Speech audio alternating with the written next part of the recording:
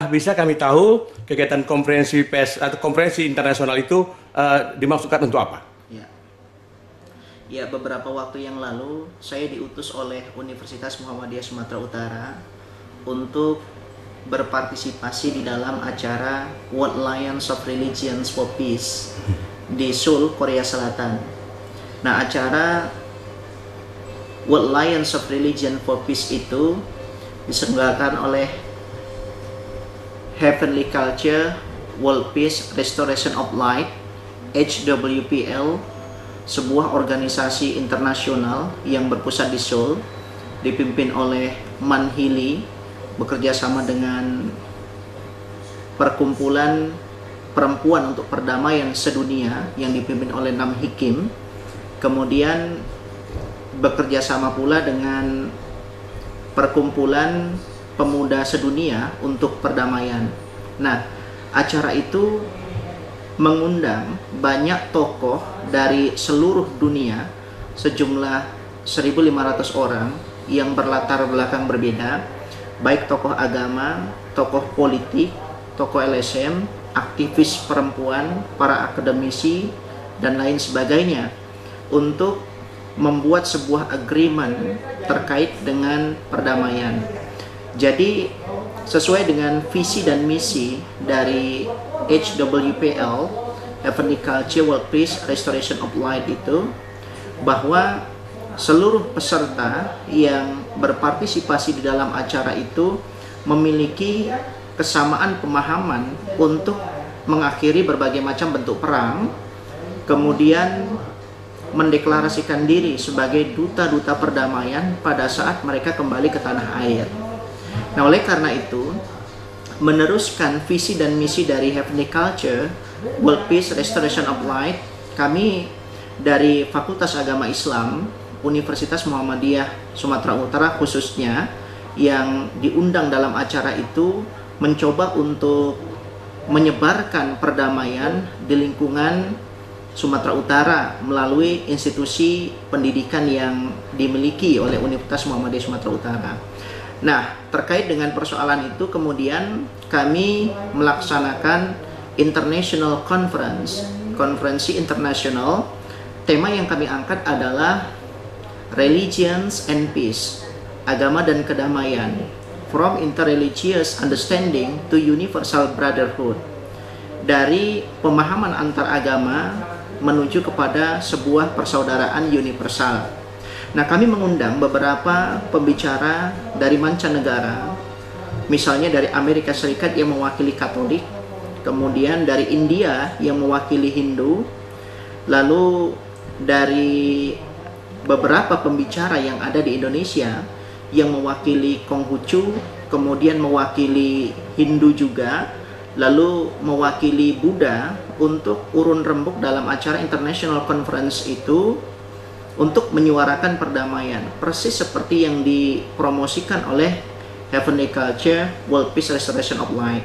Nah, acara itu diselenggarakan pada hari Senin kemarin dan alhamdulillah terlaksana dan berlangsung secara baik. Yang berpartisipasi dalam acara itu berjumlah kurang lebih 600 orang.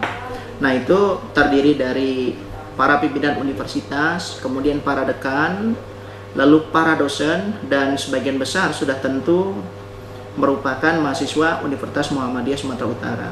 Lalu ada target yang ingin kami capai dalam acara itu, yaitu bagaimana para pemimpin agama memiliki pemahaman yang sama terkait dengan perdamaian. Lalu pada saat para pemimpin agama itu kembali ke komunitas agama mereka masing-masing, mereka dapat menebarkan perdamaian di akar rumput. Sebab kalau seandainya dialog antar umat beragama atau pemahaman antar umat beragama itu hanya sebatas pemahaman pada level tertentu pada para pemimpinnya saja, sementara tidak sampai ke akar rumput masyarakat yang paling bawah, itu otomatis dikhawatirkan akan terjadi kesenjangan pemahaman. Sementara konflik horizontal itu banyak dilakukan oleh masyarakat akar rumput, tidak pada level para pemuka agama. Nah, terkait dengan hal ini pula kami cukup berterima kasih kepada pimpinan Universitas Muhammadiyah Sumatera Utara, dalam hal ini Pak Rektor Dr. Agus Sani, yang memberikan kesempatan yang seluas-luasnya kepada kami Fakultas Agama Islam untuk membuat acara yang demikian, dan beliau kami minta sebagai keynote speech pada saat itu. Tapi karena beliau juga membuka acara Bapomi, jadi beliau mewakilkan kepada Wakil Rektor 1, Dr. Muhyarsa. Dan alhamdulillah beliau juga menyampaikan pemikiran terkait dengan perdamaian yang amat luar biasa.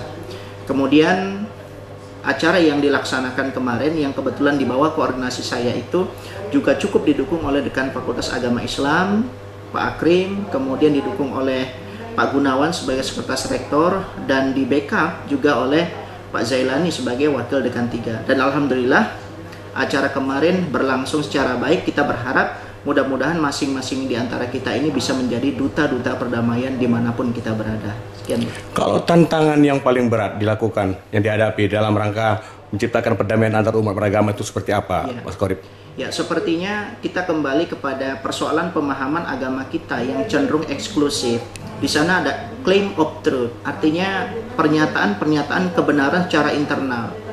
Nah, ketika kita terlalu merasa bahwasanya agama kita yang paling benar secara sosial, ini akan menimbulkan persoalan-persoalan yang pelik pada saat kita hidup di ruang publik. Ketika kita hidup di ruang publik, kita berdampingan dengan orang-orang yang menganut agama berbeda atau berlatar belakang keyakinan berbeda.